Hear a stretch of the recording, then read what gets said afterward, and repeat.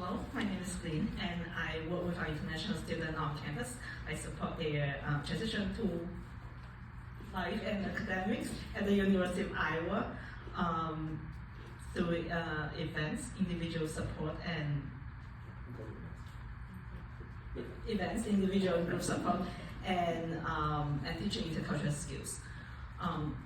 The most important lessons that I have learned from our international community on campus is that connecting with our cultural roots and then learning from diverse practices can significantly enhance mental well-being.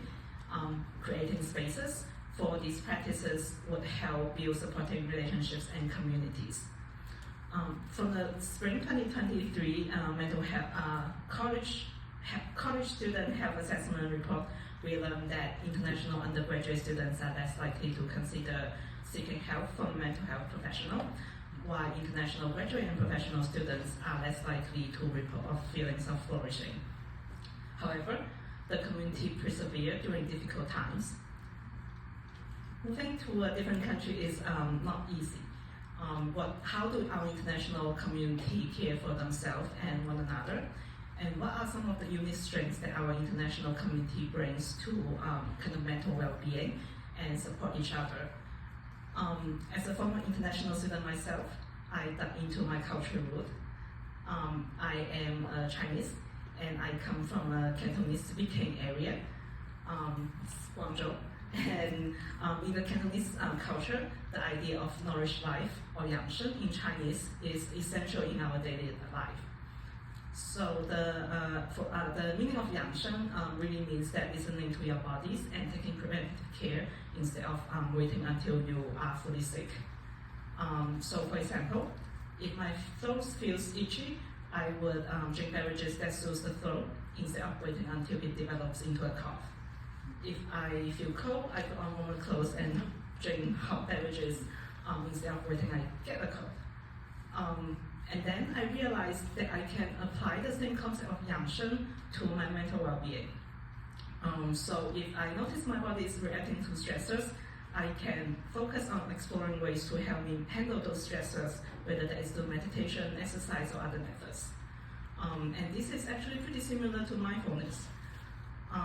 So my the connections between my cultural heritage and mindfulness helps me realize that my interest in preventative care, and then it also made me wonder about the unique approaches our international community bring to mental well-being, and their preferred methods of self-care can be related to their cultural practice and how they navigate a new environment.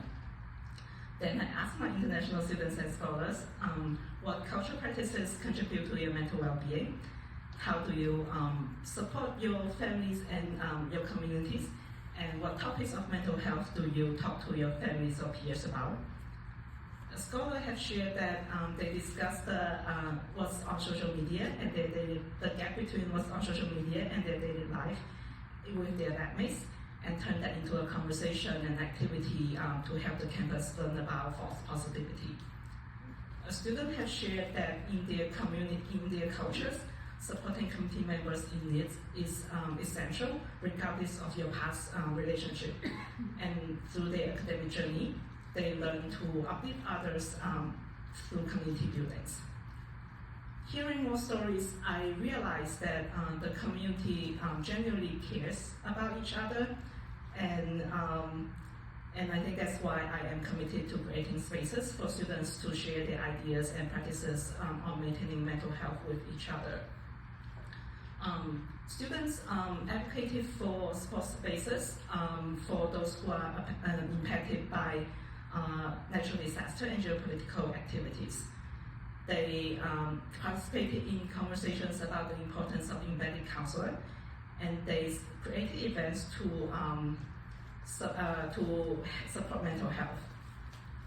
I had the opportunity to support an event called the Mental Health Around the World, which was initiated in spring of 2023 by students from the University Counseling Student Advisory Board and the International Student Advisory Board, with support and leadership from the University Counseling Service.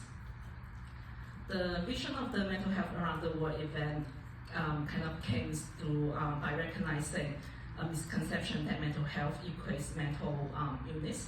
So the events aim to shift this narrative by highlighting the diverse ways to conceptualize mental well-being and challenge this idea. The interactive activities at the event aspire to promote cultural perspective, promote awareness, celebrate the unique approaches to mental well-being, foster open conversations, and also reduce mental health stigma. Events like mental health around the world provides a voice and a space to highlight the different mental health practices that are connected to cultural rules, and really they showcase that there isn't just one way or one approach to mental well-being. From the community that I work with, I found that some maintain their mental well-being by through cultural celebration, to recharge, some cook, write, or dance, I guess, through connects to their cultural roots to distress. Some lean on faith and communities during difficult times, while others are energized by adopting new cultural practices. Many learn to find silver linings through setbacks, share their mistakes with others to help others avoid challenges, and then feel fulfilled by helping others. They are rewriting their narratives by uplifting the communities. So my key takeaway for this is that by connecting with our cultural roots and learning from diverse practices, we can foster well-being. By creating spaces for these practices helps build supportive communities which embrace cares for oneself and others. Thank you.